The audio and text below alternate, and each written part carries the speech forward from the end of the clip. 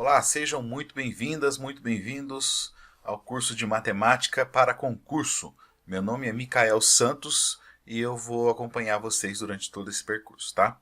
Eu sou professor de Matemática, já tenho 9 anos de experiência na área de formação de curso, né? Voltado para concurso público, tá? Eu estou aqui na cidade de Mogi das Cruzes e a gente vai usar uma metodologia de eu passar para vocês o assunto e em seguida a resolução de algumas questões em vídeo junto com vocês, questões essas de concursos anteriores. Essa é a prática que se mostra uma das mais eficientes em estudar com prova de concursos anteriores, tá bem?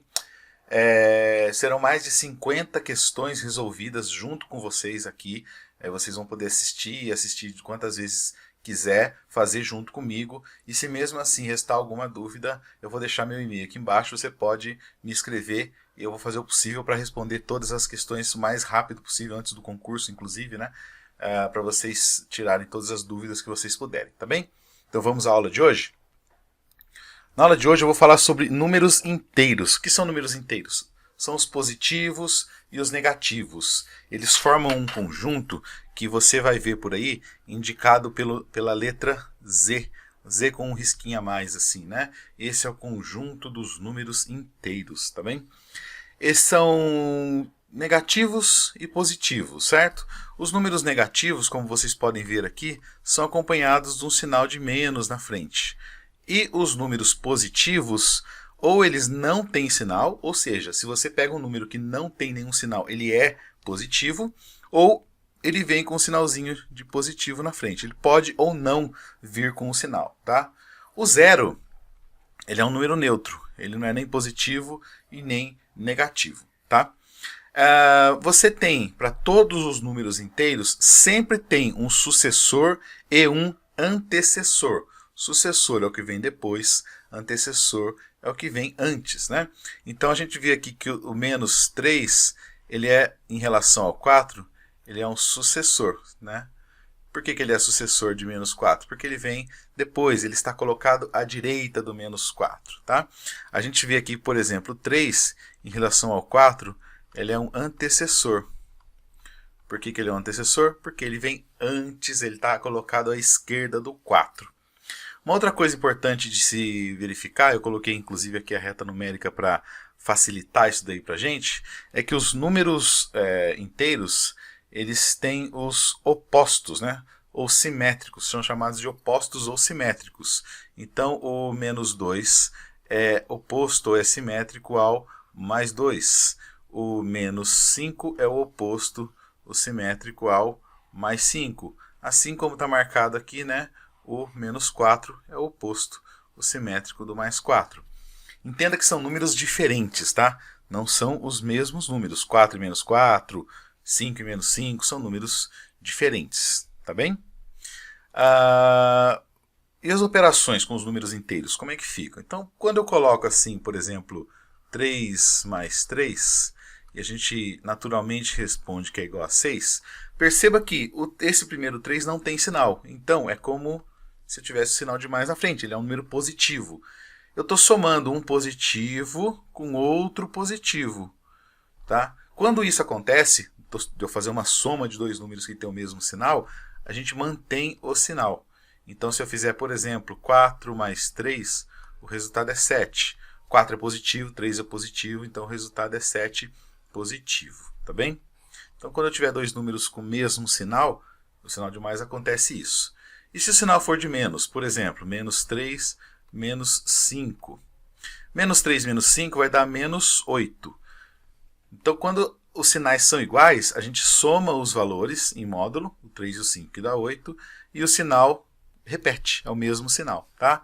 Olha só, menos 5 menos 4. Menos 5 menos 4 é igual a menos 9. Professor, mas aqui não tem regra de sinal? Tem, mas a regra de sinal para soma, adição e subtração é diferente da regra de sinal para multiplicação e divisão. Aqui, quando os sinais são iguais, você mantém o sinal, tá? E quando os sinais são diferentes? Por exemplo, 8 menos 3. 8 menos 3 dá 5.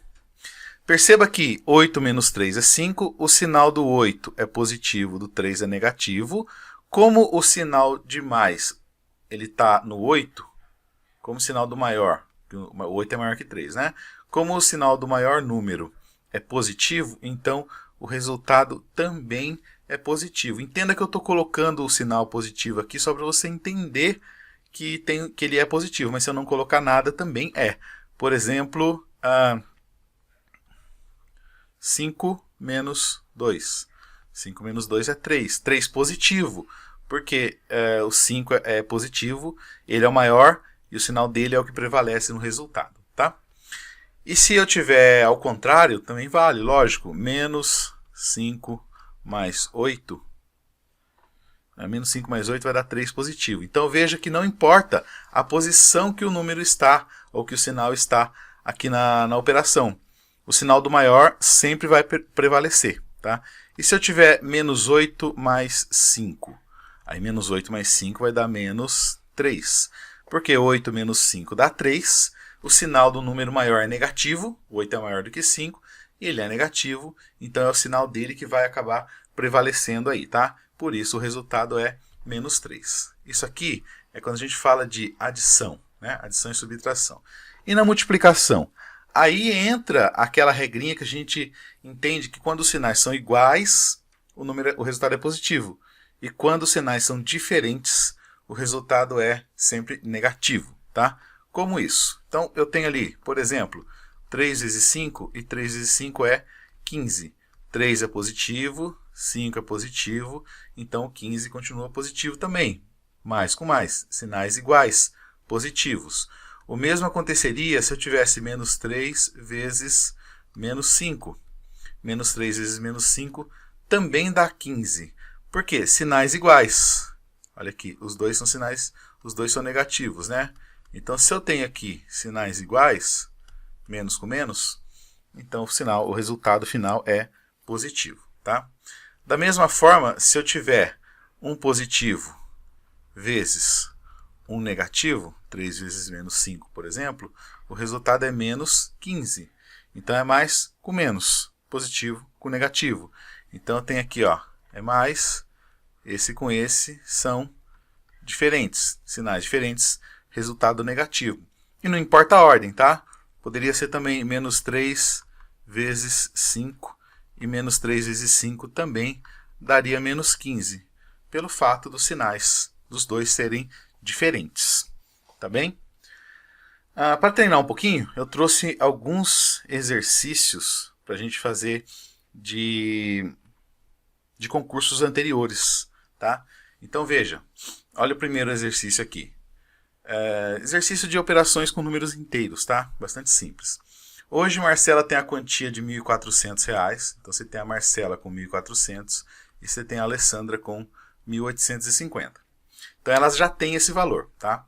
A partir do próximo mês, Marcela ganhará R$ 50 por mês e a Alessandra 35. Então veja que elas vão ganhar, tem uma diferença aí entre o que elas vão ganhar. Uma vai ganhar um pouquinho a mais do que a outra, para juntarem aos valores que já possuem. As duas amigas terão a mesma quantia aí. Então, quanto tempo vai demorar para que as duas tenham o mesmo valor? Então, a Marcela, que ganha menos, tem menos acumulado, ela tem R$ 1.400 contra 1.850 da Alessandra, ela vai ganhar um pouquinho a mais por mês. E esse pouquinho a mais vai fazer com que mês a mês ela se aproxime e alcance o que a outra possui. Tá? Então, primeiro, nós vamos fazer a diferença entre os valores que elas têm. Uma tem 1.850, a outra tem 1.400, 0, 5, 4. Então elas têm aí, elas possuem, né? A diferença do que elas possuem é de R$ 450, ou seja, a Alessandra tem 450 a mais do que a Marcela. O que elas vão receber por mês, a Marcela vai ganhar 50 e a Alessandra vai ganhar 35. Ou seja, uma diferença de R$ 15 por mês, né? Que a Marcela vai receber. Então, para ela alcançar a Alessandra, esses R$ 450 nós vamos dividir por 15. 15 reais a mais por mês, né? Então, aqui dá 3, 0, baixo 0. Como não dá para dividir, a gente coloca aqui. Então, para que elas possuam o mesmo valor, vai precisar de exatamente 30 meses, né? Após 30 meses, elas terão o mesmo valor de recebimento. certo? Exercício simples, né? Se tiver alguma dúvida, deixa aqui embaixo ou escreve um e-mail para mim e eu terei prazer em responder para você, tá bom? Questão 2. Um digitador aceitou um trabalho temporário em uma editora. O contrato dizia, para esse trabalho, ele ganharia R$ 2 por página digitada. Se ao final do contrato ele recebeu R$ 864, ele digitou quantas páginas? Quantas páginas ele precisou digitar para receber esse valor, né? Perceba que se você for procurar essa questão nos repositórios, você vai achar ela um pouquinho diferente, tá? Eu fiz uma adaptação para trazer ela para vocês, tá bom? Então o que a gente vai fazer? Se ao todo ele recebeu 864, a gente vai dividir por 2, que é o valor que ele recebeu por página, tá? 2 vezes 4, 8, para 8 nada, baixo 6, dá 3 vezes 2, 6, para 6 nada, baixo 4, dá 2 vezes 2, 4, para 4 nada, ou seja, ele teve que digitar 432 páginas, certo? Tudo bem até aqui? Se você tiver alguma dúvida, você pode voltar e assistir a questão novamente, a resolução novamente. A minha sugestão é que você pare a questão logo no comecinho, você tem a apostila aí também que foi enviada, né? Pare a questão no comecinho, tenta resolver você por conta própria, depois você solta o play aí e veja como é que eu faço a resolução para comparar com o seu, tá bom? Terceiro exercício. As entradas de um estádio de futebol contam com seguranças que revistam os torcedores para que não entrem com objetos proibidos. Os organizadores calculam que cada segurança precisa de 20 segundos para revistar corretamente cada torcedor, tá? Essa informação é importante. Considerando que são 48 seguranças, também é importante, divididos em 2 entradas do estádio. Essa informação de 2 entradas no estádio não é importante aqui, tá? E que foram vendidas 17.280 entradas para o jogo. E que todos os seguranças mantêm velocidade e a quantidade constante de revista durante todo o tempo. São necessários para revistar todos os torcedores, quer dizer, quanto tempo vai precisar para revistar todo mundo, né? Então, tem alguns jeitos de fazer essa conta, né? O mais fácil, o que eu acho mais simples, é fazer 17.280 dividir por 48. Vou pegar aqui 172 vai dar 3 vezes, que dá 144 para 172 dá 28, baixo 8 vai dar 6 vezes, 6 vezes 4, 24, 6 vezes 8, 48 vai dar 0, baixo 0, 0 de novo. Então, esse tempo, esse 360 é a quantidade de torcedores, tá? Por segurança. Então, aqui é quantos torcedores cada segurança vai revistar. Aí eu vou pegar isso e vou multiplicar por 20. 0, 2 vezes 0, 0. 2 vezes 6, 12. 2 vai 1. 2 vezes 3, 6. Mais 1, 7. Então, ele vai precisar de 7.200 segundos, então, por segurança, né? Perceba que as respostas aqui estão em horas, então a gente precisa pegar esse 7.200 segundos e transformar para horas. Primeiro eu vou dividir por 60, que eu tenho aqui uma vez, sobra 12, baixo 0, 2 vezes 60, 120, baixo 0, não dá para dividir, 0, são 120 minutos. Aí eu vou dividir por 60 de novo para transformar em horas, dá 2 vezes com o resto 0, ou seja, eles vão demorar 2 horas, alternativa A, para revistar todos os torcedores. Tudo bem até aqui? Tudo certo? Próximo exercício.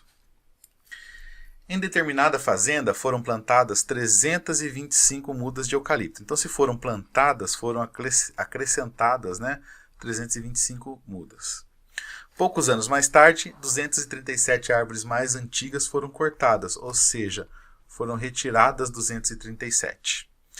Nesse momento de reflorestamento, a fazenda ficou com 1.093 árvores. Então, tinha um saldo positivo de 1.093, né? Isso aqui é o que sobrou.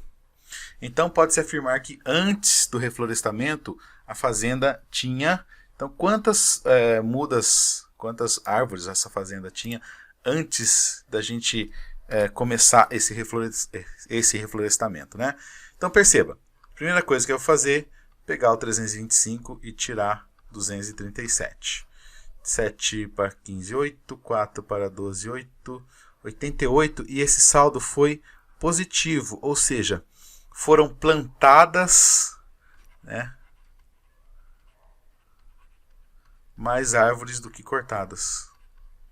Então foram plantadas 325, tiradas 237, então ficou 88.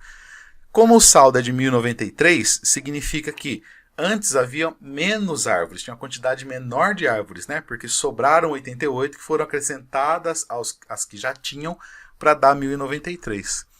Então a gente pega esses 1093 e tira 88 árvores, tá? 8 para 13, 5. 9 para 9, nada, 1000.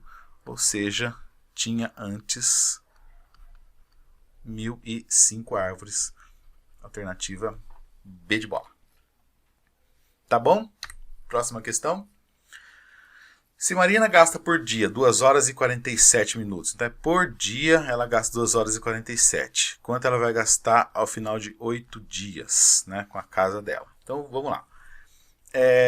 2 horas e 47 é uma coisa que é importante. Como é que eu vou saber se eu transformo para minutos, se eu trabalho em horas? Dá uma olhada nos resultados. Você vai ver que todos eles estão em minutos. Então vamos passar 2 horas e 47 minutos, tudo para minutos. Cada hora tem 60 minutos, então vai ser 2 vezes 60 mais 47, ou seja, 120 mais 47, e 120 mais 47 é igual a 167 minutos. Tá?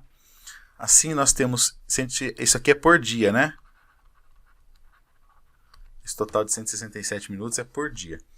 Ao final de 8 dias, então a gente vai pegar o valor de um dia e multiplicar por 8. 7 vezes 8, 56. 6 vezes 8, 48. Com 5, 53. 3, 1, 5. 8 vezes 1, 8. Com 5, 13.